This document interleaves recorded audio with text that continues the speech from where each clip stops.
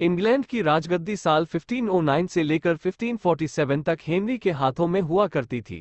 राजा Henry की कई पत्नियां और एलिजाबेथ व मैरी नामक दो बेटियां थीं। इनमें से मैरी राजा की पहली पत्नी की बेटी थी। राजा हेनरी को मैरी ज्यादा पसंद नहीं थी, इसलिए वो उसके साथ बुरा व्यवहार करते थे।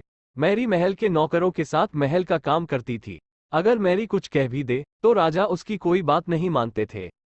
सन 1547 में जब राजा हेनरी की मौत हो गई तो प्रजा की इच्छानुसार 16 शताब्दी के दौरान हेनरी की पहली बेटी मैरी को इंग्लैंड की राजगद्दी दे दी गई।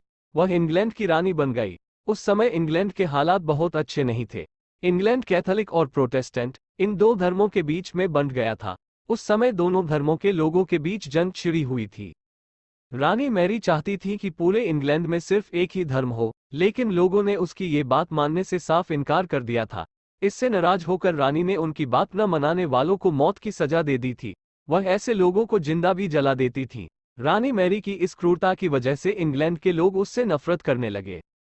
ऐसा भी कहा जाने लगा कि रानी मैरी कुंवारी जवान लड़कियों के खून से नहाती थी। उसका मानना था कि उनके खून से नहाने से वह ज्यादा दिनों तक जवान रह सकती है। कुछ सालों बाद रानी मैरी ने शादी कर ली और कुछ समय बाद इंग्लैंड में एक खबर आई कि रानी मैरी गर्भवती है और जल्द ही उनके राज्य को उनका नया राजा भी मिल जाएगा। इस बात से हर सभी खुश हुए, लेकिन उस समय रानी मैरी के साथ बहुत ही अजीब घटना हुई।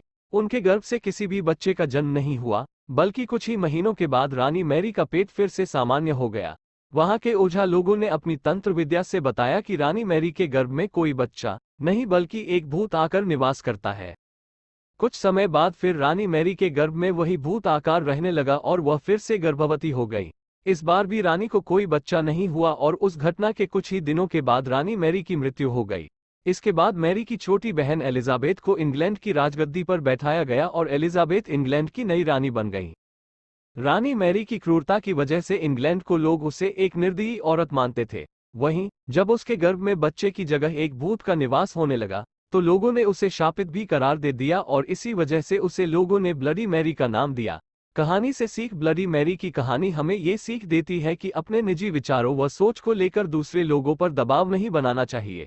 शांति और करुणा से लोगों का ख्याल रखना ही मनुष्य का धर्म है।